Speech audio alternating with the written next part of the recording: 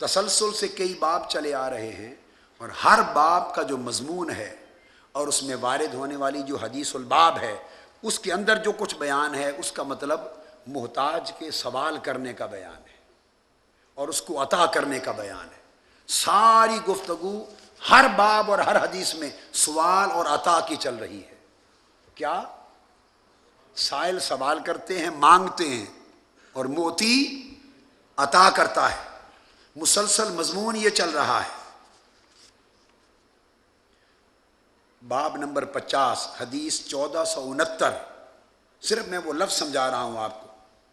یہ انداز ہے مطالعہ کہ لوگ ایک حدیث بیان کرتے ہیں، نتیجہ کیا ہوتا ہے کہ سننے والا اس پر بحث و تبحث اور مناظرے کرتا ہے اور معنی متعین کرتا رہتا ہے۔ اور اگر آپ 10 حدیثیں آگے پیچھے تسلسل سے ساری پڑھ کے سنا دیں اور تسلسل میں معنی ہی ایک چل رہا ہو تو دوسرے اختلاف کی گنجائش نہیں رہتی۔ اگلی حدیث میں فرمایا ان ناسا من الانصار سألوا رسول اللہ صلی اللہ علیہ وآلہ وسلم، انصار میں سے کچھ لوگوں نے حضور سے مانگا، سوال کیا، فأعطاہم، حضور نے ان کو عطا کیا۔ یہ الفاظ ہیں، حضور نے ان کو عطا کیا، فأعطاہم، حضور نے ان کو عطا کیا، ثم سألوہ، انہوں نے پھر حضور سے مانگا، فآتاہم، حضور نے پھر عطا کیا، حتی نافذ ما عنده۔ تو آقا سے سوال کرنا بھی جائز اور حضور کا عطا کرنا بھی ثابت۔ سالو، حضور سے مانگا، سو جس طرح وہ مانگتے ہم بھی حضور کی بارگاہ میں جائیں مانگ سکتے ہیں، آقا عطا کر دیں۔ تو مانگنا صحابہ کی سنت اور عطا کرنا مصطفیٰ کی ابدی سنت، وتیرہ ہے آقا کا۔ یہاں بھی سوال اور عطا ہے۔ آگے حدیث نمبر 1471، یہ وہی مضمون چل رہا ہے۔ 1470 میں بھی مضمون یہی ہے، ان یاتی رجلا فیسألہ اعطاہ او منعہ، اس نے سوال کیا، اس نے عطا کیا۔ یہ سارا سیاق و سباق آگے کسی اور حدیث کی خاطر سمجھا رہا ہوں جو آگے آ رہی ہے۔ سمجھانا چاہتا ہوں کہ پورا کانٹیکسٹ یہ ہے مانگنا، کیا؟ مانگنا اور عطا کرنا۔ اس میں توسل نہیں، توسل ہو چکا، توسل کی احادیث دن کو ہو چکی۔ اب اس سے ایک قدم اور آگے بڑھ گئے، توسل تھا اللہ سے مانگنا بوسیلہ مصطفیٰ، اللہ سے مانگنا بوسیلہ اولیاء۔ توسل میں سوال اللہ سے ہوتا ہے اور نبی اور ولی سے توسل ہوتا ہے، ان کا واسطہ دے کر اللہ سے مانگا جاتا ہے، یہ توسل ہے۔ بعض لوگ اشکال کرتے ہیں، سوال کرتے ہیں کہ کیا ضرورت ہے، دینے والا تو اللہ ہے، دینے والا تو اللہ ہے۔ یاد رکھ لیں کہ وہ خلط ملط کرتے ہیں توکل اور توسل میں۔ اللہ کی شان توسل نہیں، توکل ہے، اور نبی اور ولی کی شان توکل نہیں، توسل ہے۔ توکل اللہ پر ہوتا ہے، توسل انبیاء اور اولیاء کے لیے ہوتا ہے۔ توکل اللہ پر ہوتا ہے، توسل انبیاء اولیاء صلحاء کے لیے ہوتا ہے۔ اب وہ بات بتا رہا ہوں، تو یہاں پھر آگے فرمایا 1471 میں حدیث، پھر لفظ ان یسأل الناس اعطوہ او منعوہ، کہ اگر کوئی آدمی لوگوں سے پوچھے تو خواہ وہ اس کو دے دیں خواہ اس کو روک دیں، مگر وہی سوال اور عطا، موضوع ہے سوال کرنا اور عطا کرنا۔ پھر 1472 اگلی حدیث، اس کا پھر مضمون سوال اور عطا۔ سعید بن مسیب حکیم میں نظام سے روایت کرتے ہیں، قال سألت رسول اللہ صلی اللہ علیہ وسلم فأعطانی، میں نے حضور علیہ السلام سے سوال کیا، مانگا، فأعطانی، سو حضور نے مجھے عطا کیا۔ ثم سألتہ فأعطانی، میں نے پھر مانگا، حضور نے پھر عطا کیا۔ ثم سألتہ فأعطانی، میں نے پھر مانگا، حضور نے پھر عطا کیا۔ ثم قال یا حکیم ان ھذا المال خضرۃ حلوہ، آگے پھر تلقین کی کہ یہ میٹھا ہے، انسان کا پیٹ نہیں بھرتا، تو توکل اور قناعت کی تلقین فرمائی، مگر جو بات یہ تھی اور فرمایا ان الید العلیٰ خیر من الید السفلیٰ، دینے والا ہاتھ لینے والے ہاتھ سے اچھا ہوتا ہے، مگر سوال وہی تھا کہ مانگا اور عطا کیا۔ پھر 1373 اگلی حدیث اگلے باب میں، اس میں پھر وہ لفظ سمیت عمرہ، سیدنا عمر فاروق رضی اللہ تعالیٰ عنہ فرماتے ہیں یقول کان رسول اللہ صلی اللہ علیہ وآلہ وسلم یعطینی العطا، حضور مجھے عطا پر عطا کرتے تھے، حضور مجھے عطا دیتے تھے، یعطینی العطا، آقا علیہ السلام عطا سے میری جھولی بھرتے تھے، اور میں نے عرض کیا حضور جو مجھ سے زیادہ فقیر اور محتاج ہے اسے عطا کریں۔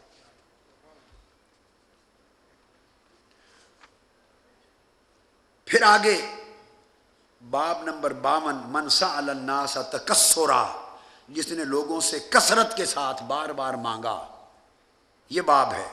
اس میں پھر عبداللہ بن عمر رضی اللہ تعالیٰ عنہ سے روایت ہے قال النبی ما یزال الرجل یسأل الناس حتی یأتی یوم القیامت لیس فی وجہہ مزعۃ لحم، جو شخص لوگوں سے لپٹ لپٹ کر بار بار مانگتا ہے کثرت کے ساتھ عادی ہے، قیامت کے دن اس کے چہرے پر گوشت نہیں ہوگا۔ اب یہاں تک میں نے جتنی احادیث بیان کی وہ میں نے تمہید بیان کی، وہ تمہید تھی اس مسئلے کو بتانے کے لیے کہ اس میں کہیں بھی اب توسل کی بات نہیں، ایک قدم آگے کی بات ہے، براہ راست مانگنے کی بات ہے، طلب کرنے کی بات ہے۔ یہ سارے اب آپ دیکھیے امام بخاری ان تمام حدیثوں کو جوڑ کر کیوں لائے ہیں؟ اس لیے کہ ایک ذہن بنایا ہے، قاری کو مسئلہ سمجھایا ہے کہ یہ سارا سیاق پورا مضمون تسلسل کے ساتھ مانگنے اور عطا کرنے کا چلا آ رہا ہے، لہذا اس میں اگلی جو بات آنے والی ہے لوگوں اس کا معنی سیاق و سباق سے ہٹا کر کرنے کی کوشش نہ کرنا۔ حدیث نمبر 1475، یہ دلیل ہے استعانت اور استغاثہ کی، براہ راست انبیاء سے اولیاء سے مانگنا۔ امام بخاری نے مانگنے اور دینے کا پورا مضمون طویل درجنوں حدیثوں کے ساتھ قائم کر کے اب وہ حدیث یہاں لائے۔ وقال ان الشمس تدنو یوم القیامہ حتی یبلغ العرق نصف الاذن، امام بخاری روایت کرتے ہیں کہ قیامت کے دن آقا علیہ السلام نے فرمایا سورج قریب ہوگا حتیٰ کہ پسینے سے لوگ کانوں تک شرابور ہو جائیں گے۔ فبیناہم کذالک، اب کیا لفظ، کذالک استغاثوا بآدم، تو ساری امتیں کل اہل محشر جمع ہو کر حضرت آدم علیہ السلام کی خدمت میں جائیں گے اور قیامت کے دن کہیں گے آدم ہماری مدد کریں، اے آدم ہماری مدد کریں۔ استغاثہ، استعانت اور استغاثہ، کذالک استغاثوا بآدم، حضرت آدم علیہ السلام سے غیث اور غوث مدد طلب کریں گے، آج آپ ہمارے غوث بنیں، آج آپ ہمارے غوث بنیں۔ کذالک استغاثوا، سب مل کر آدم علیہ السلام سے مدد مانگیں گے۔ اب سوال پیدا ہوتا ہے، اتنا بڑا اجماع کائنات کی تاریخ میں کسی مسئلے پہ نہیں ہوا جتنا اجماع انبیاء سے مدد مانگنے کے مسئلے پر ہوا۔ اس اجماع میں کل انبیاء بھی شریک، سب انبیاء کی امتیں شریک، کل اولیاء شریک، کل صحابہ، کل اہل بیت، کل امام، ساری دنیا جو روز محشر جمع ہوگی، کل امتیں۔ اتنا بڑا ایک ہوتا ہے اجماع امت، ایک ہے اجماع صحابہ، ایک ہے اجماع امت، یہ ہے اجماع امم۔ ساری امت کا اجماع ہو تو واجب رد نہیں ہو سکتا اور حکم قطعی پر دلالت کرتا ہے، فائدہ دیتا ہے، اور اگر اجماع الامم ہو، کل امتوں کا اجماع ہو، حضرت آدم سے لے کے امت محمدی تک ساری امتوں کا اجماع ہو تو اس کی قطعیت کا عالم کیا ہوگا؟ بات کو سمجھ، ایک امت کا اجماع ہو تو قطعی ہو جاتا ہے، اور اگر کل امم کا ساری امتوں کا اجماع ہو تو اس کا حکم کیا ہوگا؟ اور پھر ایک ہے مدد مانگنا، یہاں پر اللہ رب العزت عرش پر جلوہ افروز ہے، قیامت کا دن ہے، سورج سوا نیزے پر ہے، حساب و کتاب شروع ہونے والا ہے، رب کائنات خود عرش پر کرسی پر جلوہ افروز ہیں، اور یہ مدد اللہ کے نبی سے مانگی جا رہی ہے، کہاں پر؟ اللہ کے سامنے۔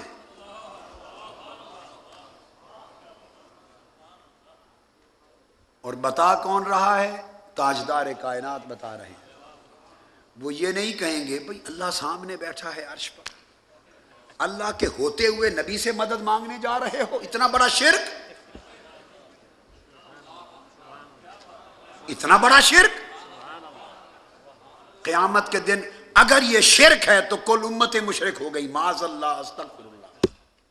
اتنا بڑا شرک، خدا سامنے عرش پر جلوہ افروز ہے، اور تم یہی مدد اللہ سے مانگ لو، جا کر ہاتھ جوڑ لو، سجدے میں گر جاؤ، باری تعالیٰ معاف کر دے، جلد حساب و کتاب کر لے، جل کے ختم ہو رہے ہیں، اللہ سے مدد مانگ لو۔ مگر یہ توفیق ان سب امتوں کو نبی سے مدد مانگنے کے لیے اور نبی کے دروازے پر جانے کی توفیق کس نے دی؟ یہ شعور کس نے دیا؟ یہ توفیق کس نے دی؟ اس کو بیان کس نے کیا؟ تو جب کوئی عمل حضور علیہ السلام کے نبی کے سامنے ہو اور حضور منع نہ فرمائیں تو اس کو اصطلاح محدثین میں سنت تقریری کہتے ہیں۔ حضور علیہ السلام خود فرمائیں تو اس سنت کو سنت قولی کہتے ہیں، اگر عمل کریں اپنے ہاتھ سے تو اسے سنت فعلی کہتے ہیں، اگر کوئی اور کام کرے اور آقا سامنے ہو منع نہ فرمائیں تو اسے سنت تقریری کہتے ہیں۔ اگر تو حضور کے سامنے عمل ہو اور حضور منع نہ کریں وہ تو بن گئی نبی کی سنت تقریری، اور ساری امتیں مل کر نبی کا دروازہ کھٹکھٹا رہی ہوں اور کہہ رہی ہوں کہ مدد کریں، اور اللہ کے سامنے ہو رہا ہو اور اللہ منع نہ کرے تو خدا کی سنت تقریری بنی یا نہیں بنی؟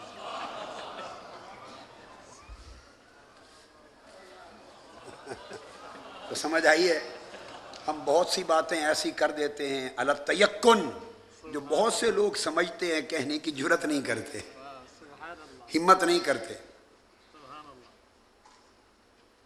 جب اللہ کے سامنے ہو رہا ہے، پیغمبر کے دروازے پر جا رہے ہیں، ایک حدیث ہے جس میں الفاظ آئے ہیں کہ وہ عرض کریں گے کہ آدم اللہ کی بارگاہ میں شفاعت کریں، وہ استشفاء ہے۔ وہ کیا ہے؟ وہ کثرت کے ساتھ وہ حدیث آئی ہیں، یہ ایک حدیث ہے پوری بخاری میں جو چنی ہے، اس کا لفظ جدا ہے، یہ استشفاء نہیں، شفاعت طلبی کا لفظ نہیں، مدد طلبی ہے۔ ایاک نعبد و ایاک نستعین ہو رہا ہے۔ وہ شفاعت مانگنے تو جائیں گے، یہاں لفظ آئے ہیں مدد مانگیں گے، کذالک استغاثوا، جا کے مدد مانگیں گے، اے آدم ہماری مدد کریں۔ اب آپ کہیں گے کہ وہ ہوگی تو شفاعت ہی، ہوگی تو مدد شفاعت ہی ہوئی۔ اگر آپ یہ سوال کریں تو اس کا جواب عرض کرتا ہوں، ہاں اس واقعہ کے دو رخ ہیں، ایک ہے فعل امم اور اس کے جواب میں ایک ہوگا فعل نبی۔ شفاعت جب نبی سن کر اللہ کو عرض کرے گا تب شفاعت بنے گی، ابھی شفاعت کی تو نوبت ہی نہیں آئی۔ جب سارے مل کر دروازے پر عرض کر رہے ہیں ہماری مدد کریں تو یہ امتوں کا کہنا، درخواست کرنا، یہ شفاعت نہیں، یہ مدد طلبی ہے۔ جب نبی عرض کرے گا تو تب وہ شفاعت بن جائے گی، تب وہ اللہ کی حضور عرض ہوگا تو شفاعت بن جائے گی۔ یہ دو اس طرح ملے ہوئے ہیں۔ تو یہ حدیث اس صیغے کے ساتھ آئی ہے، استغاثہ کے صیغے کے ساتھ، اور اللہ کے سامنے سب جا رہے ہیں۔ نہ کوئی نبی روکنے والا، نہ کوئی صحابی روکنے والا، نہ کوئی عالم اور مفتی روکنے والا. ساری دنیا جا رہی ہے. اور آدم علیہ السلام پھر ان کو آگے عرض کریں گے ثم بموسیٰ، وہ کہیں گے اذهبوا الی غیری. اسی پر واقع ہو پھر وہ حضرت موسیٰ علیہ السلام کے پاس جائیں گے. وہی کذالک استغاثوا بموسیٰ، عرض کریں گے موسیٰ آپ مدد کریں. ارے در در پہ جو جا رہے ہو مدد مانگنے کے لیے، نبی کے دروں پر سیدھی خدا سے کیوں نہیں مانگتے؟ تو پتہ چلا کہ انبیاء سے مدد مانگنا یہ محشر کے دن کی سنت ہے. محشر کے دن کی، اگر آج انبیاء سے مدد مانگنا اگر آج شرک ہے تو شرک قیامت کے دن بھی شرک رہے گا. اگر آج استغاثہ شرک ہے تو شرک قیامت کے دن بھی شرک ہوگا. اور اگر استغاثہ قیامت کے دن جائز ہے تو آج بھی جائز ہے. جب اللہ کے سامنے جائز ہے قیامت کے دن تو آج کیوں نہیں جائز؟ یہ سنت انبیاء، سنت امم. پھر اس کے بعد کیا ہوگا؟ ثم بموسیٰ، وہ بھی کہیں گے آج آقا کی بارگاہ میں جاؤ. تو آخر پہ در مصطفیٰ پہ لایا جائے گا ثم بمحمد. باقی مضمون حدیث کا وہی ہے جو حدیث شفاعت میں آتا ہے، شفاعت عظمیٰ کے لیے. میں نے یہ سارا مضمون آپ کو کذالک استغاثوا کی خاطر سنایا.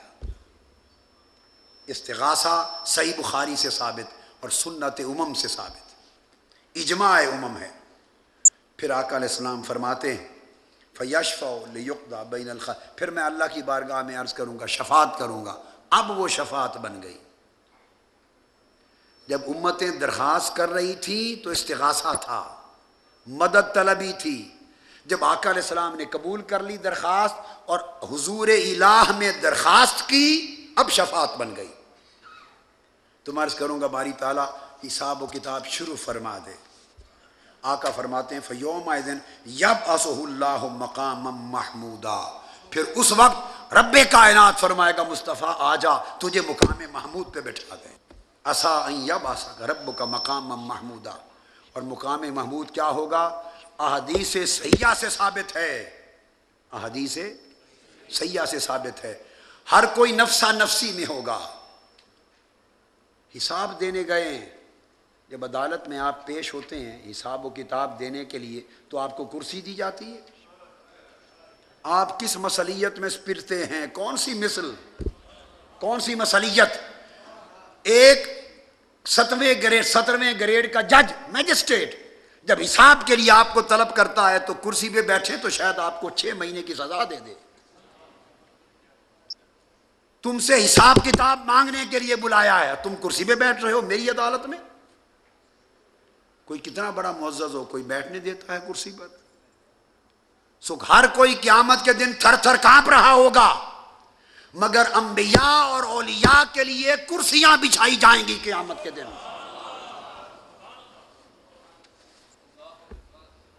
لہم منابر من نور، نور کے ممبر ہوں گے، نور کے ممبر ہوں گے، نور کے ٹیلے ہوں گے، نور کی کرسیاں نشستیں ہوں گی. آقا علیہ السلام نے فرمایا انا من عباد اللہ لاناس ما هم بانبیاء ولا شہداء یغبطهم الانبیاء والشہداء بمکانهم من اللہ ان وجوہهم لنور وانہم لعلی نور. آقا نے فرمایا کہ میری امت میں ایسے لوگ بھی ہیں جو نہ نبی ہوں گے نہ شہید ہوں گے، نہ نبی ہوں گے نہ شہید ہوں گے. اور پھر اللہ پاک قیامت کے دن انہیں نور کے ممبروں پر بٹھائے گا اور اپنے قریب اتنے قرب میں عزت کی جگہ عطا فرمائے گا کہ انبیاء اور شہداء بھی ان کی قدر و منزلت دیکھ کے رشک کریں گے. رشک اس بات پر نہیں کہ ان کو ان سے زیادہ اونچی جگہ ملے گی، معاذ اللہ، نہیں. رشک یہ ہوگا کہ باری تعالیٰ ہمیں تو نے اتنی عزت اور شان و شوکت کی نشستیں دیں اس لیے کہ ہمیں تو نے تاج نبوت عطا کیا تھا، ہمیں نعمت شہادت دی تھی. یہ تو وہ لوگ ہیں نہ نبی ہیں نہ شہید ہوئے، تو نبوت اور شہادت کے بغیر بھی ان کو اتنے اونچے درجے ملے. اور آقا نے فرمایا وہ نور کے ممبروں پر بیٹھے ہوں گے، چہروں سے نور نکل رہا ہوگا، نور کے ممبروں پر ہوں گے.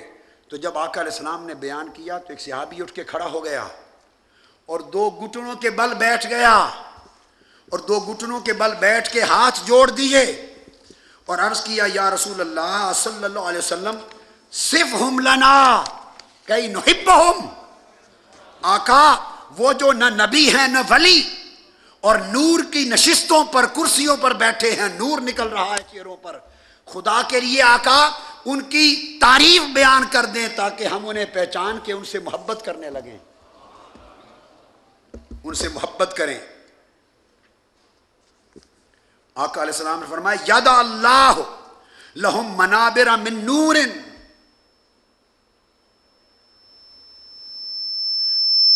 فیجلسون علیہا ان ثیابہم لنور ووجوہہم لنور لا یخافون اذا خاف الناس ولا یفزعون ویحزنون اذا حزن الناس. انہیں نہ کوئی خوف ہوگا نہ غم ہوگا. عرض کی آقا کون ہوں گے؟ حضور نے فرمایا اللہ کی یہ آیت نہیں پڑھی الا ان اولیاء اللہ لا خوف علیہم ولا هم یحزنون.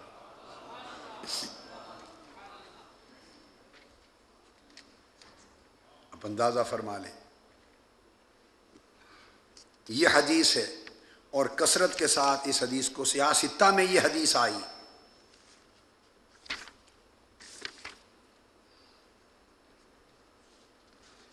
میری کتاب الکنز الثمین فی فضیلت ذکر و ذاکرین میں نے درجنوں طرق اور اسانید کے ساتھ ان تمام حدیثوں کی تخریج کے ساتھ حوالے دیے ہیں. یہ حدیث میں ہے فضیلت ذکر و ذاکرین کی اولیاء اللہ کے لیے. اور اس حدیث کو روایت کرنے والے ایک صحابی نہیں ہیں. آقا علیہ السلام سے جب پوچھا حضور ان کی تعریف کریں کہ وہ کون ہوں گے، پھر حضور نے فرمایا وہم اولیاء اللہ لا خوف علیہم ولا هم یحزنون. ایک روایت میں ہے کہ حضور نے آیت پڑھ دی، دوسری روایت میں ہے کہ حضور نے فرمایا وہ اولیاء اللہ ہوں گے. اس حدیث کو حضرت ابو الدرداء نے روایت کیا، ابو مالک اشعری نے روایت کیا، ابو ہریرہ نے روایت کیا، ابو امامہ نے روایت کیا، عمر بن الخطاب نے روایت کیا، عبداللہ بن عمر نے روایت کیا اس حدیث کو، عبداللہ بن عباس نے روایت کیا، معاذ بن جبل نے روایت کیا، علاء بن زیاد نے روایت کیا، عبد الرحمن بن ثابت نے کیا، عمرو بن ابسہ نے روایت کیا، طبرانی نے روایت کیا سیاہ ستہ میں، مسند امام احمد بن حنبل میں امام احمد بن حنبل نے روایت کیا، مصنف عبد الرزاق نے روایت کیا، موجم طبرانی کبیر میں روایت کیا، بیہقی نے روایت کیا، کثرت کے ساتھ ائمہ محدثین نے، خطیب تبریزی نے، اور سیاہ ستہ میں، سنن ابی داؤد میں روایت کیا، سنن ابی داؤد جس میں آقا علیہ السلام نے جب پوچھا گیا تو فرمایا وہ اولیاء ہوں گے.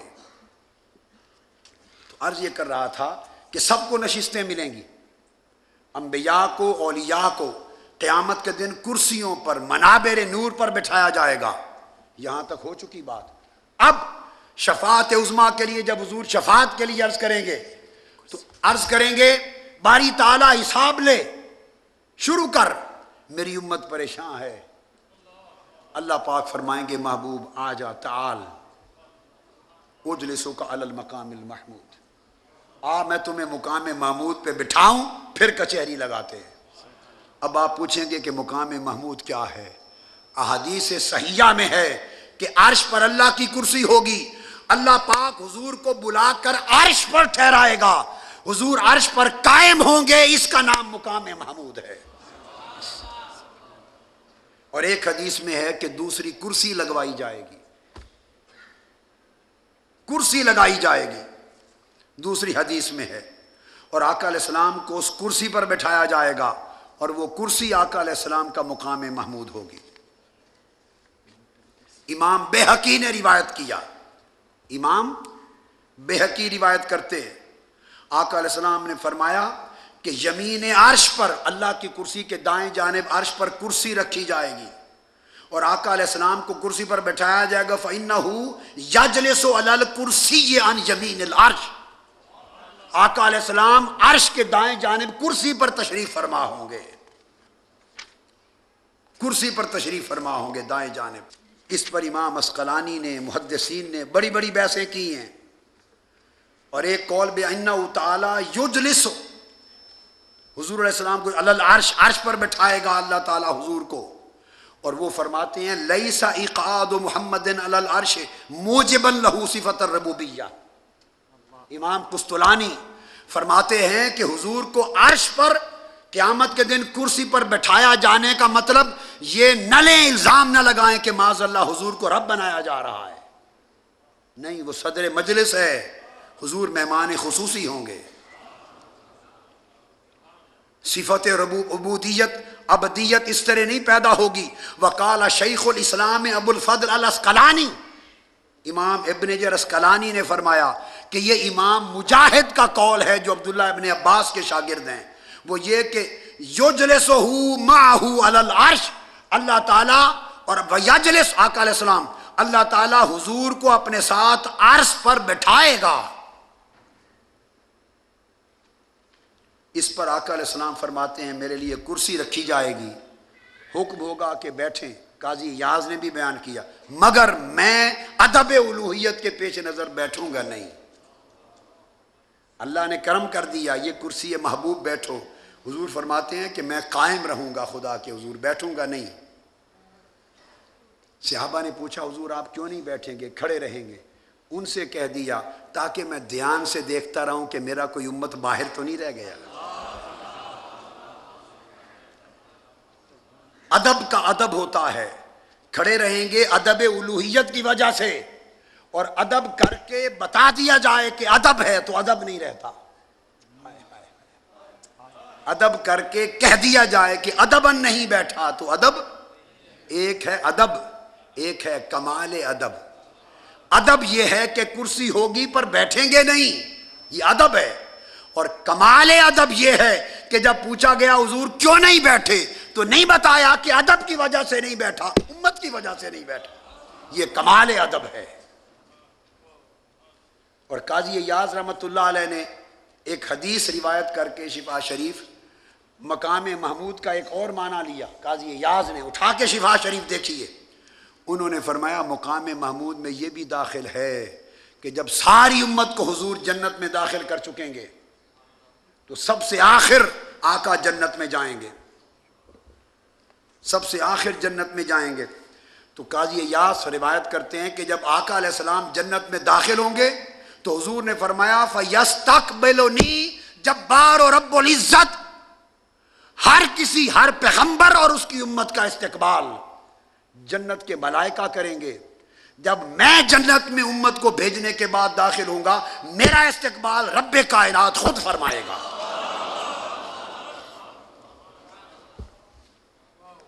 یہ قاضی ایاز ہیں، الشفا، لکھ لیں صفحہ 277، سبحان اللہ، 277۔ عن انس، حضرت انس رضی اللہ تعالیٰ عنہ روایت کرتے ہیں آقا علیہ السلام نے فرمایا انا اول من تنفلق الارض، سب سے پہلے میں ہوں جس کے لیے زمین کھلی جائے گی، وانا سید الناس یوم القیامت ولا فخر، میں پوری انسانیت کا سردار ہوں گا قیامت میں اور فخر نہیں، ومعی لواء الحمد یوم القیامت ولا فخر، وبیدی الکرامت والمفاتیح یومئذ بیدی ولا فخر۔ یہ ساری حدیث طویل بیان کر کے پھر فرماتے ہیں وانا اول من تفتح له الجنہ ولا فخر، اور سب سے پہلے جنت میرے لیے کھولی جائے گی اور فخر نہیں، میں جنت کا دروازہ پکڑ کے تھامے رکھوں گا، سب کو بھیجتا رہوں گا، اور جب ساری امت کو بھیج لوں گا جو اس دن جانے والی ہوگی، جو اس دن جانے والی ہوگی، اس کے بعد جنت میں جاؤں گا، تم کہا جائے گا فیقال من ھذا، پوچھا جائے گا کون آ رہا ہے، فاقول محمد، میں جواب دوں گا محمد آ رہے ہیں، میں آ رہا ہوں، فیفتح لی، تو جنت کے دروازے میرے لیے کھول دیے جائیں گے، فیستقبلنی الجبار تعالی، جب جنت میں جاؤں گا تو دیکھوں گا خدا خود میرے استقبال کے لیے ہے۔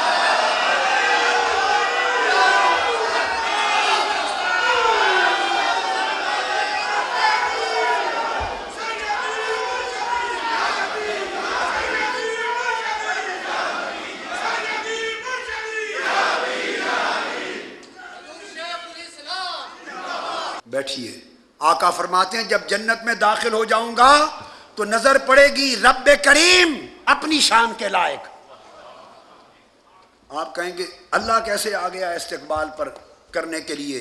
ہاں اسی طرح آ گیا جیسے ہر رات پچھلے پہر پہلے آسمان پر آ جاتا. کیسے آ گیا؟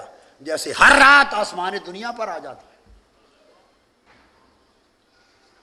جیسے شعبان کی نصف شب آسمان دنیا پر آ جاتا ہے، جیسے رمضان کی راتوں میں آسمان دنیا پر آتا ہے اور پوچھتا ہے حل من سائل، کوئی ہے مانگنے والا عطا کروں.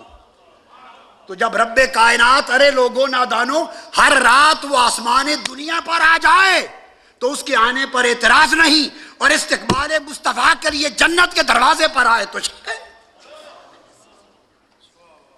یہ اس کی شان ہے جہاں چاہے اپنی شان کے لائق. اور آنے کا مطلب معاذ اللہ یہ نہیں کہ اس کا کوئی وجود ہے، اس کا کوئی یہ اکرام ہے. اس کی نہ کوئی حیت ہے، نہ کیفیت ہے، نہ بیان ہے، نہ کلام ہے. یہ اس کی شان کے لائق ہے. جیسے کرسی پر بیٹھتا ہے بلا کیف و بلا مثال، اس پر بحث نہیں کرتے. اللہ کیسے آ گیا؟ اسی طرح آ گیا اللہ پاک جس طرح اس نے قرآن میں معراج کی رات فرمایا ثم دنا فتدلی فکان قاب قوسین او ادنی. اور صحیح بخاری میں، یہی بخاری شریف، حضرت انس ابن مالک روایت کرتے ہیں اس بخاری شریف میں. انس ابن مالک، حضور علیہ السلام نے فرمایا فدنا الجبار رب العزت فتدلی فکان منہم قاب قوسین او ادنی. یہ بخاری شریف کی امام بخاری کی شرح ہے، اس آیت کی تفسیر ہے انس بن مالک کی. جہاں دوسرے اقوال میں آیا کہ اس سے مراد جبرائیل امین ہیں، انس بن مالک نے فرمایا کہ نہیں، آقا نے کہا کہ رب کائنات خود قریب ہوگا. دنا الجبار رب العزت فتدلی، پھر اور قریب ہوگا. تو جس طرح شب معراج اس نے دنو فرمایا، استقبال کیا، اسی طرح قیامت کے دن استقبال ہوگا. اور آقا فرماتے ہیں جب میں دیکھوں گا کہ مولا استقبال کر کے جنت میں لے جا رہا ہے فاخر لہ ساجدا، میں وہیں سجدے میں گر جاؤں، وہیں سجدے میں گر جاؤں گا. مولا تیرا کرم، اتنا کرم، اتنا کرم. جواب ہوگا محبوب یہ ہے مقام محمود، یہ ہے مقام محمود. اور حاضرین محترم، ایک بات خالصتاً جو مواہب الہیہ میں سے ہے، وہب سے ہے، کتابی بات نہیں ہے، وہ بھی عرض کر دوں اضافتاً. یہ مقام محمود ہے کہ استقبال کیا رب نے. اور یہ مقام محمود میرے آقا کو کس صلے میں ملا؟ قرآن پڑھیے، فرمایا فتہجد بہ نافلۃ لک عسیٰ ان یبعثک ربک مقاما محمودا. مصطفیٰ نفل پڑھتے رہیے، تہجد کے نفل پڑھیے تاکہ اس کے سرے میں مقام محمود دوں. ارے خدا کا استقبال کرنا یہ تو مصطفیٰ کے نفلوں کا صلہ ہے. نفلوں کا صلہ یہ ہے، فرضوں کا صلہ کیا ہوگا؟ ارے یہ مقام محمود تو حضور کے نفل تہجد کا صلہ ہے. اور فرض کا صلہ نفل سے زیادہ ہے یا نہیں؟ ہے کہ نہیں؟ ہائے ہائے ہائے، لوگوں نے جوڑ کے کبھی نہیں پڑھا، اس آیت کے ٹکڑے کو الگ کر دیتے ہیں. نہیں، عسیٰ ان یبعثک کا یہ صلہ ہے کس کا؟ فتہجد بہ نافلۃ لک، تہجد کی نماز پڑھے محبوب آپ کے نفل. یہ تو میرے مصطفیٰ کے رات کے نفلوں کا صلہ ہے جو مقام محمود میں استقبال ہو رہا ہے. نفل کا صلہ یہ ملا تو آقا فرضوں کا صلہ کیا ہوگا؟ فرضوں کا صلہ کیا ہوگا؟ اب فرضوں کا صلہ کیا ہے؟ اس کا جواب اتنا ہے، کوئی مثل نہیں سوہنے دی موہن دی، کوئی مثل نہیں ڈھولن دی، چپ کر میرے علی اتھا جا نہیں بولن دی. فرض کا صلہ جا نہیں بولن دی، وہ دینے والا جانے اور لینے والا جانے. اور یہ حدیث آپ کہیں گے اتنی بڑی بات کہہ دی، اتنی بڑی بات کہہ دی. یہ صرف قاضی ایاز کے بھروسے پر نہ کہتا، صرف قاضی ایاز کے صاحب شفا کے بھروسے پر نہ کہتا، یہ جو بات آپ کو سنائی یہ میرے مصطفیٰ نے خود بتائی ہے، اور یہ حدیث ہے، امام احمد بن حنبل نے مسند احمد میں روایت کیا ہے اس حدیث میں۔ کلمات حضور کے فَيَسْتَقْبِلُنِي الْجَبَّارُ، میرا استقبال کرے گا اللہ، حضور کا فرمان ہے۔ مسند احمد بن حنبل جلد 3 صفحہ 144۔ یہ بخاری میں جو کہا کہ ذالک مقام المحمود، یہ مقام محمود ہے، صفحہ 144۔ اور دوسری حدیث دارمی، مسند دارمی، اور دارمی معلوم ہے کون ہے؟ دارمی امام بخاری اور امام مسلم سے پہلے ہوئے اور شیخ ہیں امام مسلم کے، اور کل ائمہ نقد و جرح اور ائمہ اسماء اور ائمہ رجال کا اتفاق ہے کہ امام دارمی کو ایک محدث نے بھی غیر ثقہ نہیں لکھا، ایک محدث نے غیر ثقہ نہیں لکھا۔ وقت نہیں، اگر ان کی ثقات کے اقوال بیان کرنا شروع کر دوں تو 15 منٹ لگ جائیں۔ امام دارمی اتنے بڑے امام ہیں، اور یہ امام مسلم کے شیخ ہیں، جو مسلم شریف پڑھتے ہیں، امام مسلم کے شیخ اور سب سے بڑے ثقہ امام اس دور کے دارمی، انہوں نے اس حدیث کو حدیث نمبر 53 کے تحت روایت کیا، اور حدیث کے راوی حضرت عمر بن ابی عمر بھی ہیں، اور حدیث انہوں نے روایت کی انس بن مالک رضی اللہ تعالیٰ عنہ سے۔ یہ جو 11ویں عرس اور تمام ایصال ثواب کے معاملات پہ بعض اوقات وہم ہوتا ہے کہ یہ وما اہل بہ لغیر اللہ کے خلاف ہے، یہ جہالت ہے۔ وما اہل بہ لغیر اللہ کا یہ معنی ہرگز نہیں ہے، یہ معنی ہرگز نہیں ہے۔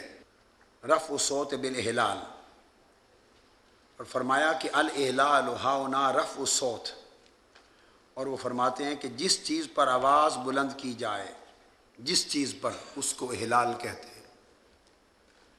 پہلی رات جب پہلا چاند نکلتا تھا، پہلا، اور وہ منتظر ہوتے تھے چونکہ اس وقت سن ہجری اور مہینوں کے حساب سے، تو جب پہلی رات کا چاند ہلال نظر آتا، ہلال سے احلال باب افعال پر ہے، تو پہلی رات کے چاند کا انتظار ہوتا، جو ہی نظر آتا، چونکہ سارا نظام زندگی ان کا اس پہ چلتا تھا، تو فوری کھڑے ہو کر تیزی سے آواز دیتے، وہ چاند نظر آ گیا۔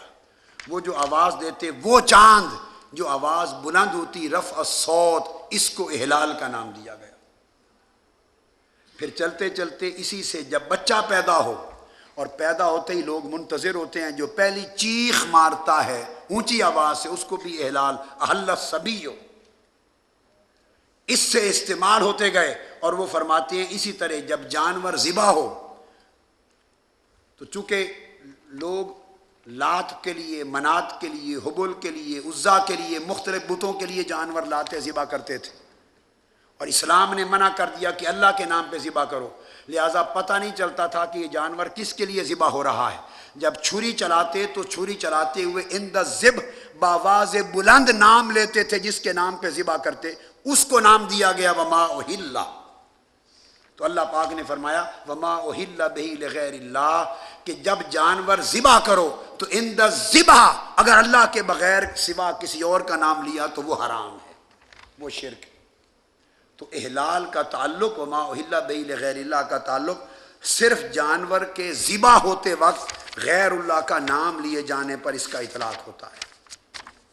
یہ صحیح بخاری کا بھی آپ نے حدیث نمبر 1548 سے اوپر لکھ لیں، رفع الصوت کا، اور امام عسقلانی کی جلد 3 صفحہ 462۔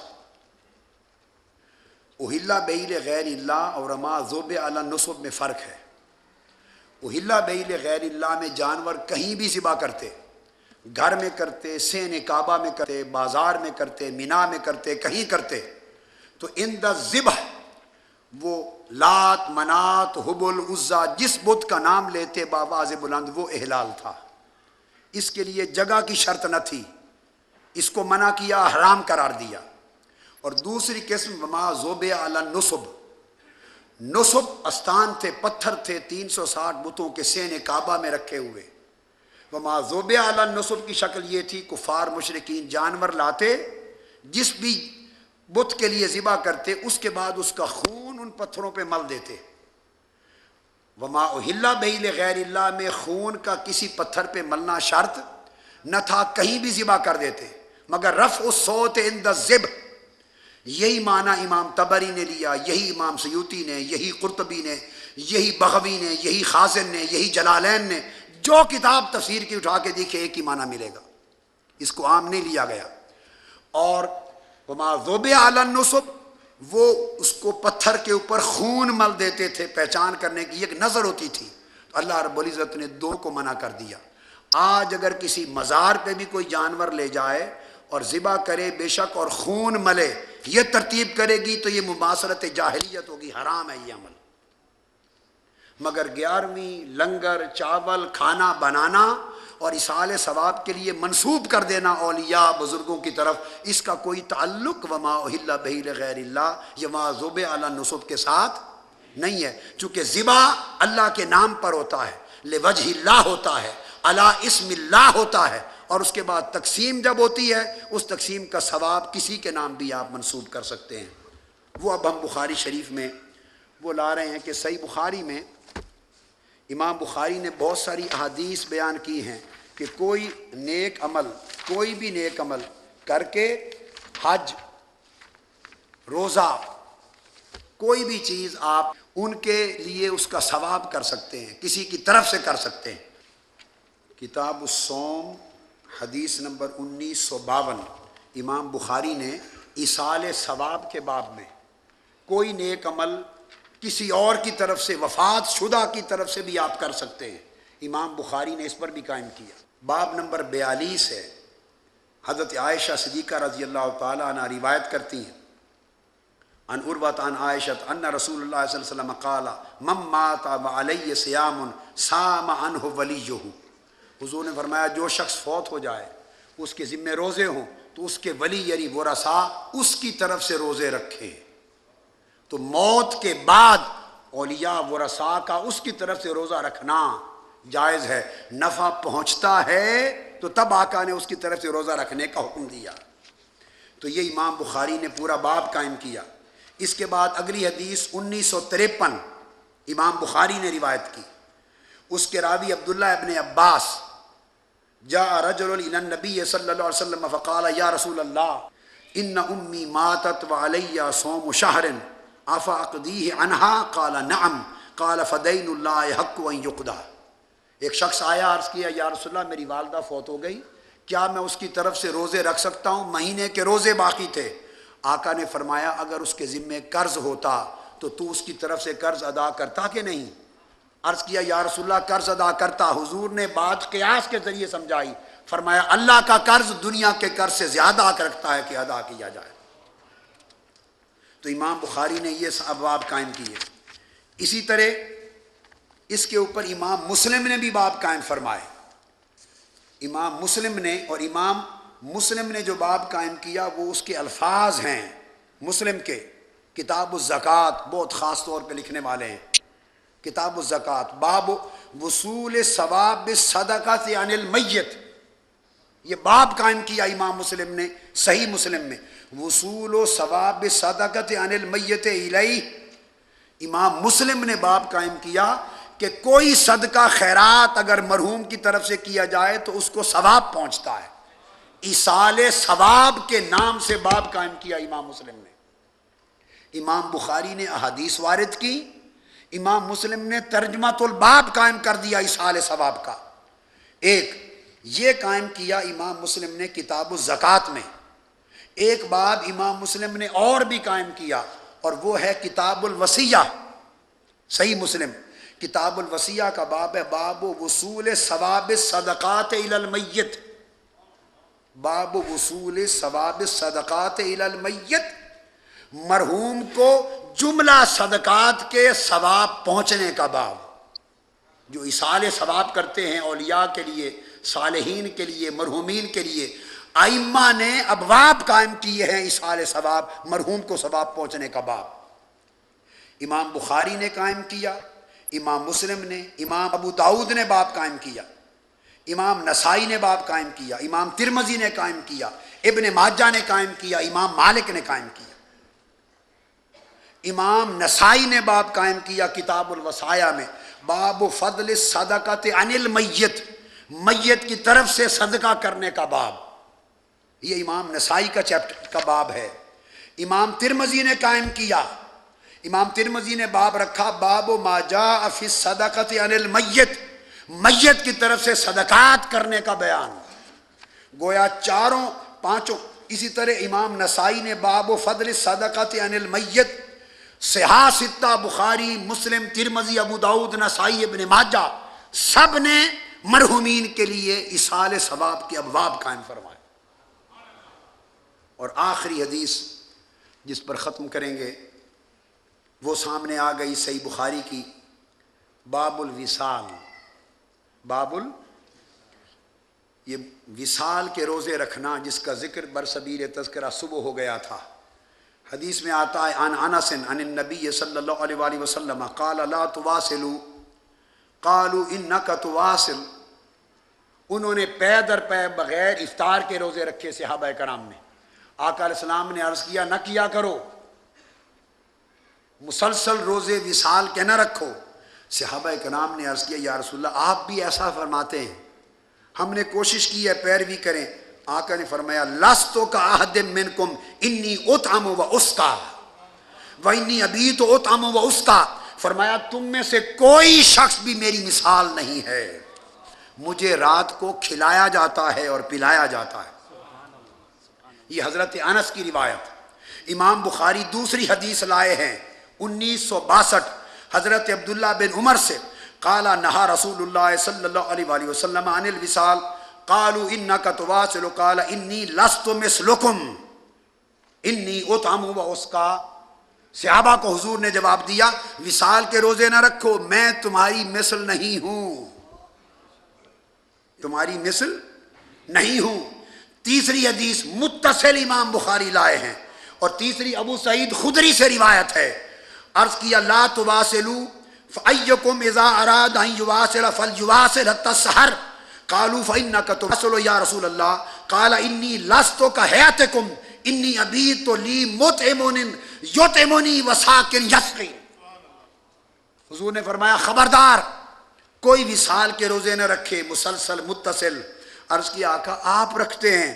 فرمایا خبردار میں تم میں سے کسی کی مثل نہیں ہوں، تمہیں کیا خبر، ایک کھلانے والا ہے وہ رات کو مجھے کھلاتا ہے، اور میرا رب پلانے والا ہے رات کو مجھے پلاتا ہے۔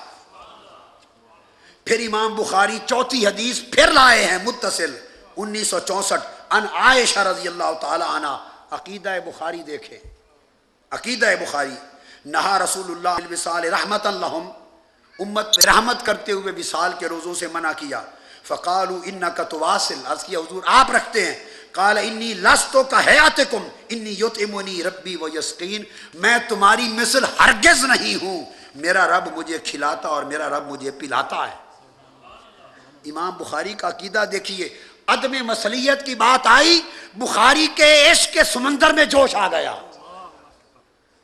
ایک روایت سے کام چل سکتا تھا، پھر قلم چل پڑا، حضور کی عدم مثلیت کو ثابت کرنے کے لیے انبار لگا دیا حدیثوں کا۔ ابھی ختم نہیں کی، اگلے باب میں پھر حدیث قائم کی، حضرت ابو ہریرہ سے روایت کی۔ فقال له رجل من المسلمین انک تواصل یا رسول اللہ قال وایکم مثلی، کسی نے کہا حضور آپ وصال کے روزے رکھتے ہیں، فرمایا کون ہے تم میں میری مثل، انی ابیت یطعمنی ربی و یسقین، میں رات اس حال میں گزارتا ہوں کہ میرا رب مجھے کھلاتا اور پلاتا ہے۔ ابھی امام بخاری کے عشق میں جوش ہے، ٹھنڈے نہیں ہوئے، آگے ایک اور حدیث لے آئے ابو ہریرہ سے۔ آپ نے فرمایا ایاکم والوصال مرتین، ایاکم والوصال، قیل فانک تواصل قال انی ابیت یطعمنی ربی و یسقین۔ پھر اس کے بعد امام بخاری اور حدیث لے آئے، فرمایا لا تواصلوا ایکم اراد ان یواصل فلیواصل حتی السحر قالوا فانک تواصل یا رسول اللہ قال لست کہیاتکم انی ابیت لی مطعم یطعمنی وساق یسقین، تو میں ہرگز تمہاری مثل نہیں ہوں، مجھے تو کھلانے والا دست محبت سے کھلاتا ہے اور جام محبت سے پلاتا ہے۔ تو آپ اندازہ کریں کہ امام بخاری نے مسلسل عدم مثلیت پر احادیث وارد کر دی۔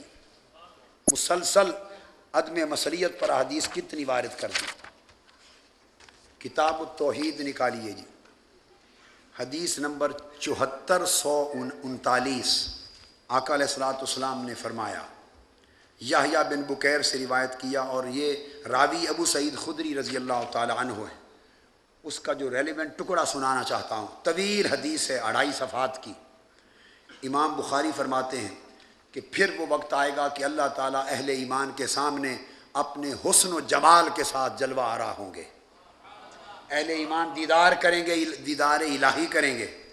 اور اب اللہ پاک نے فرمایا، اس حدیث میں حدیث قدسی ہے، حضور السلام نے فرمایا کہ اللہ تعالیٰ نے فرمایا، فما انتم باشد لی مناشدۃ فی الحق تبین لکم من المؤمن یومئذ للجبار.